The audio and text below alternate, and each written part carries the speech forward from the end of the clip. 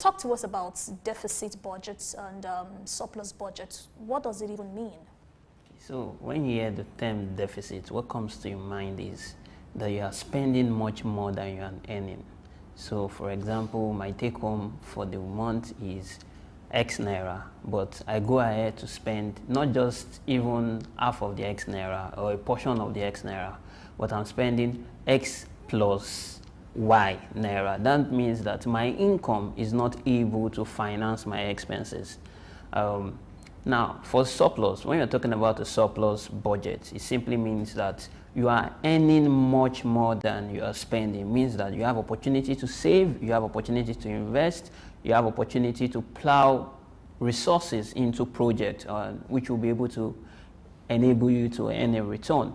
Now, it is important to note that both budget style, either at the individual level or at the business level or at the national level, has its own merit and demerit. And business go through that cycle. I've not seen a business that has not gone through a place where they had a position of deficit, because by the time you're starting off the business, of course, you've not had any customer, you've not made any sales, you have to incur some expenses. So we call them capital expenditures. Now, after a point in time, a business attains what we call a break-even point. A break-even point is a situation whereby your total cost of expense from the commencement of the business is equal or equivalent to your total revenue you've earned from that particular business. Then after you've crossed the break-even point, you could go to the surplus position, or you could still reflect back to the deficit position if you have to invest more or to incur capital expenditures that relate or propose you to be able to generate future economic benefits in the nearest future. Amazing, amazing. Now we know that there are so many factors that promote surplus budgets in the Nigerian economy, such as revenue generation, expenditure management, fiscal discipline, economic growth, debt management, structural reforms, and many other factors. Now, from the budget presentation on Wednesday by the president, it was projected that a reduction of 3.88% GDP, was highlighted, and this is something the current president is looking to change, because at first it was 6% in the closing year. That was from last year. Now the government is seeking to reduce it to 3.88% GDP. How do you think this can occur?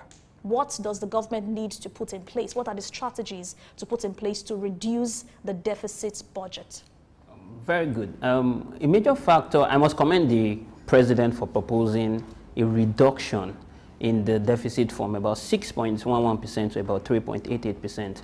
But my fear, after reviewing the medium-term framework and the fiscal strategy paper, is that it just reduced to 3.11% in 2024. It's still going to climb up to about 11 trillion deficit. Now, it's good to write so many things on paper. I looked at that paper. It was so beautiful, very beautiful, clear structures, clear mandate of what they really want to achieve that can bring about a renewed hope. However, if I trace back for the last 6 months, what are the action plans the government have taken? By the time the government got into power, May 29, the deficit position of the Nigerian economy was about $43 billion US dollars. As at yesterday or 2 days ago, the deficit position, the outstanding loan commitment is about $51 billion. That means you've incurred an additional $8 billion in deficit to do what? Whether capital projects, recurrent projects, majority of them was to fund the palliative. I have my reservations about the palliative. It's a good measure, but I don't think it's the right time for Nigeria to introduce that palliative system. It's very good to have it on paper. However, the concerns is about the implementation or the action plans, the strategic action plans that is going to be taken. We all remember the time we had the Vision Nigeria 2020 at one point in time, but 2020 came, I didn't think we saw the real Nigeria that was presented in that paper or in that policy document. So rather than words or scripts on paper, I think actions will be able to speak more to it. Indeed, indeed. Now let's look at deficit financing. Of course, there are different types of government financing. What makes deficit financing stand out? What is it about? Now, for deficits, every country have experienced a time of deficit financing. If you even look at the top 10 economics in the world, they are all operating a budget deficit. That's to say that it doesn't come with its own demerit. So we could have the likes of US, India, China, major economies, top world class economies, Canada, even where everybody really wants to go to, Europe, United Kingdom, they're operating a deficit financing. But it is very important to note that, are you funding that particular deficit? What is the major source of funding that particular deficit? If you review those top 10 economies, majority of that deficit is financed internally. So by issuing of government bond, issuing of government commercial savings, incentivizing people by lending to the public. Because if you know that you are not able to print your savings, you are not able to fulfill your obligations, you could simply walk up to the CBN and print enough money to be able to settle those obligations. But where the concern majorly is that you are not going to the IMF or the World Bank to go and source funds. That is a bit of a worry. Because let's go back to the 1973 when there was a structural adjustment program after the Gulf recession that was caused by the oil spillage. I usually say that Nigeria had actually made the mistake of 1956 by discovering oil. Prior to then, Nigeria was an agrarian economy. We could remember the granite pyramids of Kano that was built by Dan Tata, who was also a sponsor to the recent Dangote, and they used the political will. They used the political will for the goodwill of the state. But this time around, you not depend so much on oil revenue. Fine, I think there's been a shaping within the last year and last 2 years that we have more of exploration in non-oil proceeds coming into the state. But my concern is the structural adjustment program that did not work for Nigeria in 1973. India was in the same shoes around that point in time. It was the Great Recession that affected the whole world. China was in the same shoes. China went into manufacturing. China went into full-scale industrialization. India went into education. They invested so much in the education sector. Now, there is hardly any country you go to that Indians do not take a key position. If you look at the blue chip companies of Nigeria, the likes of Dangote, the likes of Lafarge, the likes of the major companies that turn in the highest profit in the manufacturing sectors, they are more led by Indians. Now, if Indians have not made the right decision to invest properly in their education to develop themselves, they will not be able to take a leading position. Now, should you not go to the World Bank or IMF to take loans? No, of course, they really actually want you to take loans, but they are still going to come back with their own defects. Now, one of the things that they are going to point out is the devaluation of the naira. The more you continue to devalue your naira, the more you continue to lose power, the more you continue to lose foothold. They are still going to give you several clauses, several conditions, or several conditions precedent to draw down on those particular facilities, that if you default on all those factors, you are not going to be able to get further loans. So we observe that Nigeria has been restricted from accessing some kind of funds because of the misappropriation. So Lagos State, for example, Nigeria's biggest economy, cannot go back to World Bank to go and access some funds out because the ones that they have given to them has been misappropriated. So why should you seek for an external help?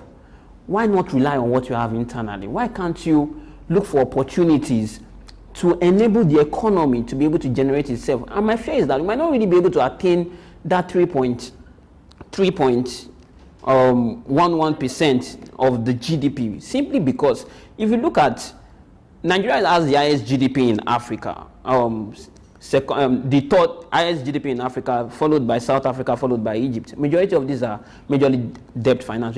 We had the point in time that South Africa overtook Nigeria earlier within this year. But the major point is, where exactly is that expenses going to? Now, China had deficit, fine, but why are they plowing the deficit? They are plowing that deficit into resources or into projects that will be able to enable them generate future economic benefits.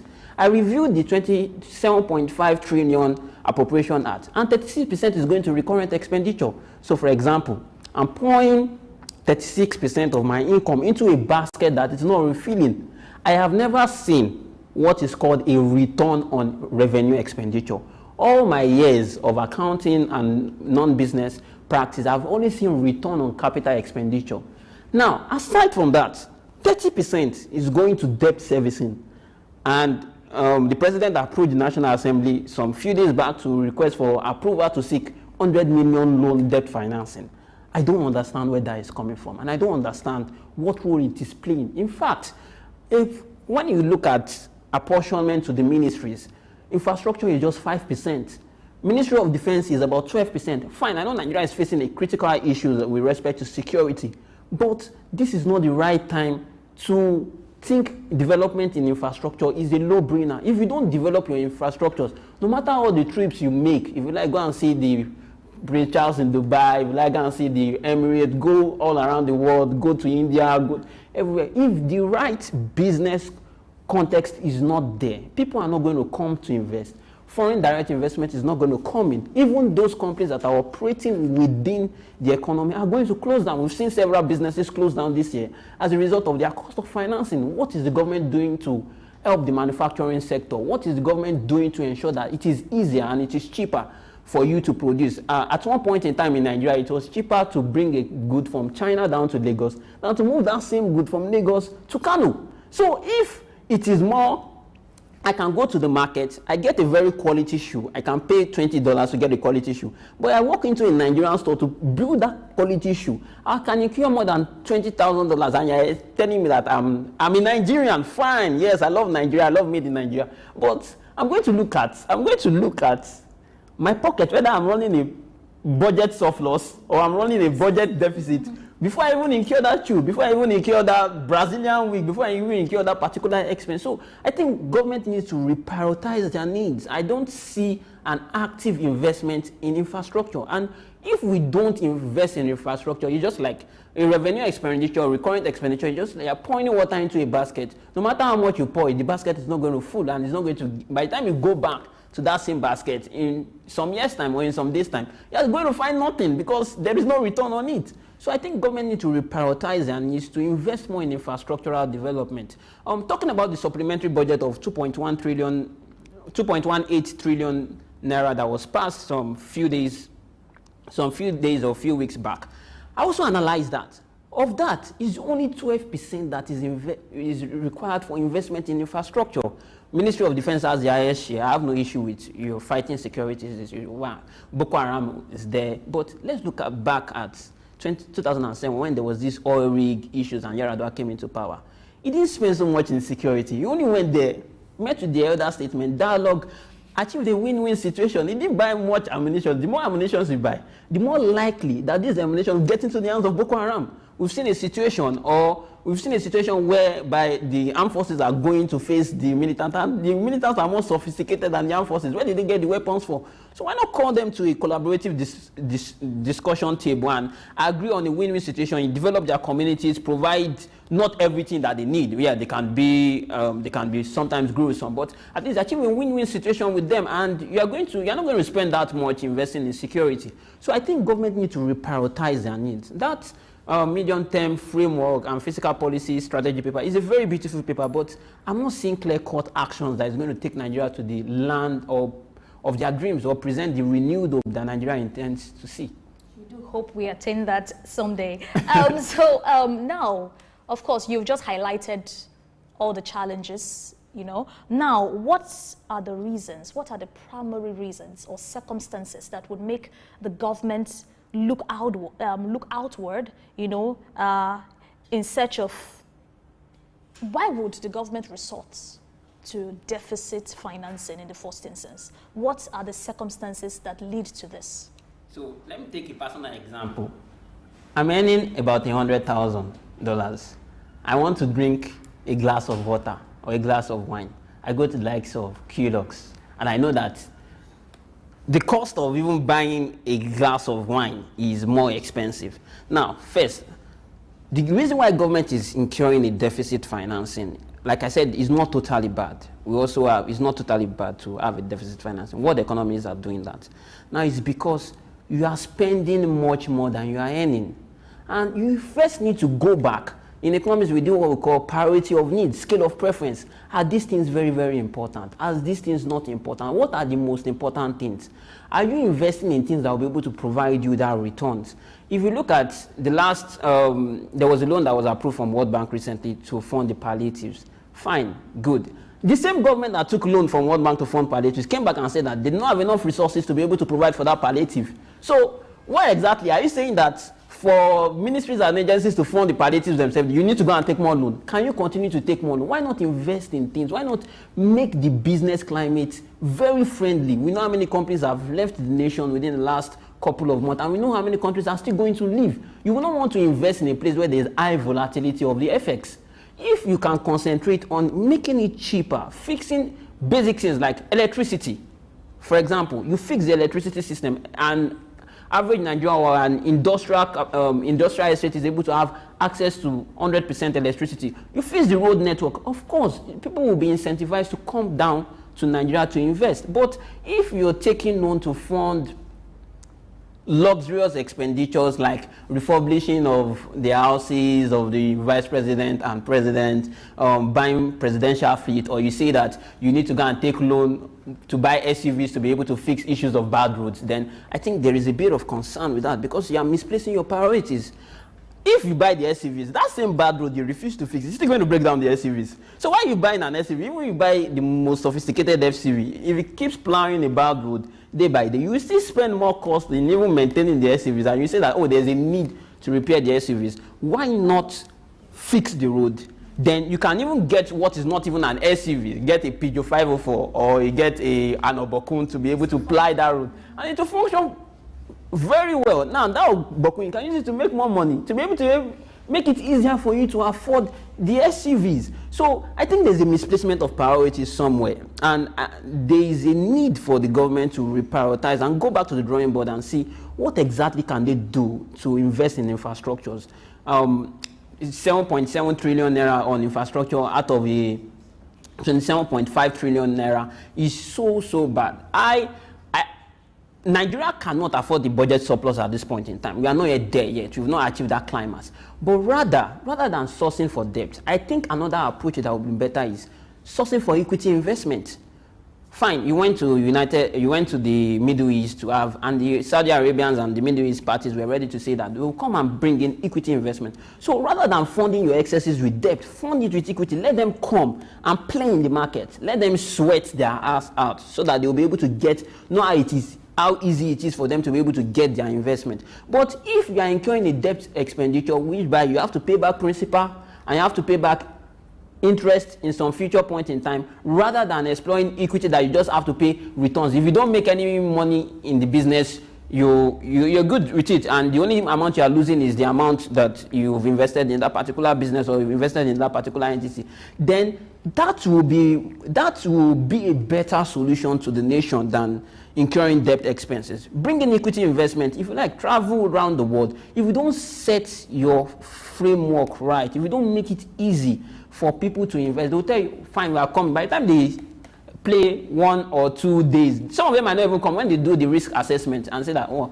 this is not volatile, they'll just give you a commitment and they say, we are coming, we'll keep coming, and they are not going to come. So I think government should prioritize their agenda from, rather than sourcing more of debt investment to fund their excess of their revenues, to sourcing more of equity investment. Because with equity investment, you're still going to play in the same market, experience the same risks, experience the same volatilities, and if you lose all your money, fine, you don't have an obligation to pay back, and you have your returns, fine, you can take all your money back out of the country or invest and make more money from the country too. How do you think the government as well as policymakers can strike a balance, between addressing immediate economic challenges, economic needs, and of course through deficit financing, and ensuring a long-term fiscal stability in the nation? Good. I'll go back to the great economist that I referenced so much. He was not even an accountant, but the greatest minister of finance in Nigeria, Obafemi Awolowo. During the time of the Biafra War, in 1970, Nigeria recorded the highest year-on-year growth in GDP of about 25%. What did he do? He ensured he managed debt to the barest minimum. In fact, there was no external borrowing during that period. That was the point after the war. I don't think Nigeria have experienced another war. So imagine a crisis after a war. The country is in comatose, everything is unstructured. And that was the time we had the highest increase in the year-on-year GDP. Also, he ensured that there was appropriate implementation of fiscal policies addressing the right narrative. He resigned in 1971 because he has fulfilled the promise he made to Yakubu Gowon, creating an equitable state for Igbos to be able to have a say in government by not making them an ethnic minority. Let's look at the second time we had the highest increase in GDP. That was in the last 20 to 30 years. That was in 2002. What really happened then was that there was debt relief, external debt relief, and there was an increase in oil price. So Nigeria is solely dependent on oil, and that is not the way to go. That's a Dutch disease. There was solely increase in oil price. Now, that debt relief was invested in appropriate structures like health, like education, like infrastructure. Now, we're able to see that boom in the society. I think the major problem Nigeria have is not providing palliative. Fix the cost of manufacturing in Nigeria. That is an immediate relief that is even going to last you. Nigeria still needs to go through that industrial cycle. We've not gone through that industrial cycle yet. We cannot boast of our industries. Where are the likes of Dunlop? Where are the likes of Michelin that were in Nigeria, that were operating in Nigeria? Where are the big producers in Nigeria before? They've already gone because they cannot continue to do business in Nigeria. You will not want to put your capital in a place whereby you will not be able to get your capital back or get your refunds back. Now, the thing is, make it easier for people, foreigners, to invest. If you look at the last time we have the highest spike in foreign direct investment was in 2019. So imagine for 5 years, there is no significant influence or boost for there to be an investment in the country. That means you cannot fund yourself alone. You need people, you need the support of other countries to be able to fund you by bringing that investment. But are you creating the right environment? What is the ease of doing business? What is the level of bureaucracy in approving contract or even setting up a company? Do you need to belong to a political affiliation before you're able to operate fully in the market? Where are the granite pyramids of Kano? Where are the oil palm estates? Where are the rubber estates that were contributing to the development in Nigeria? So I think the major problem Nigeria needs to address now, to be able to fix that budget deficit. Yes, we are still going to incur a deficit, but that's not to say that you will continue to incur a deficit. So Nigeria had a surplus, budget surplus in 1995 of about 1 billion and about 32 billion in 1996. So that was the last time we had surplus between 1995 and 1996. But that doesn't mean that you cannot have a surplus. In fact, according to the Keynesian economics, it means that it believes that the price is affected by several factors such as government spending, and we recommend that you spend more when you are in deficit, when you are doing a recession, just like in an economic cycle. You invest more or you spend more, incur a budget deficit when you are in recession, and when you are achieving climax, you incur a budget surplus. Nigeria has experienced several recessions and surplus, but that means it's still likely to be a surplus. Having a surplus now is not out of place, but you should be very careful that even if there is going to be a surplus or there's going to be a continued budget deficit, you invest it in the right thing. I don't think Nigeria is making the right investment in creating an environment for people to be able to manufacture. Make it cheaper for me to buy a good in Alaba than for me to bring that same good, the same quality. The same quality. Make it cheaper for me to buy a good in the market than for me to bring that same good in from US. Make it easier for me to buy a drink than to bring that same drink from France. If you can increase your export and non-dependence on that, Nigeria is going to have it right. Amazing, amazing. Thank you so much, Mr. Tosin. Now, I would like to hear your final thoughts on this issue, but you can wrap that up with this question as well. How do we enhance accountability and transparency? Because of course we can't take corruption away from all of this. There's definitely some level of corruption here and there that is causing our internally generated revenue to be insufficient, that we have to now go out to get, borrow from other nations and other clans. So what do you think? What can we do to ensure transparency and accountability amongst our policymakers? Automate the process. there are so many things that artificial intelligence is doing now that even let's even go to some very mundane things like law, deciding on a law case. We have several law courts that is just a robot that is going to decide the case for you. We have surgeries and they're performing better. Now, the reason why, I'm not saying that people are not going to come in, fine, yeah, reduce the impact of people. 200 billion was allocated to IT development in the last supplementary budget, but I know it's surely going somewhere.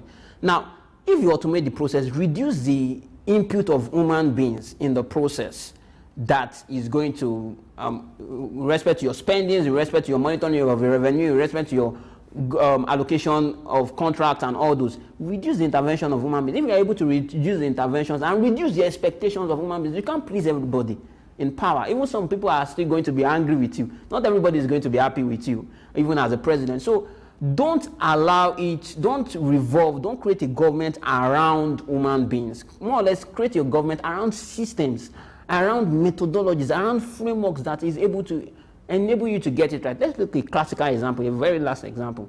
We had this Lekki Expressway. By the time, it was a very bright initiative that it was a PPP arrangement by the Nigerian and some government in some private agencies in Canada, and it was simple. We collect toll gates from this road and use it to build other roads, such that there is no only one entry point from Lagos Island towards that exit. In fact, they wanted to even build a road across the Atlantic, but because some of them have to go to some particular purses that is not invested in the project, we are still having issues. If you go on that same road, it's still very bad. So automate the process, reduce human interventions, and don't be in a position where you have to please everybody. You can't even please everybody. When Ghana wanted to get it right, although Ghana, I'm very scared at the approach Ghana is going now. When they wanted to get it right, not to take some people out of the system, you just have to take them out of the system. But don't make them the system dependent of them, that if they are not around, you can't pacify. No, it's not going to work.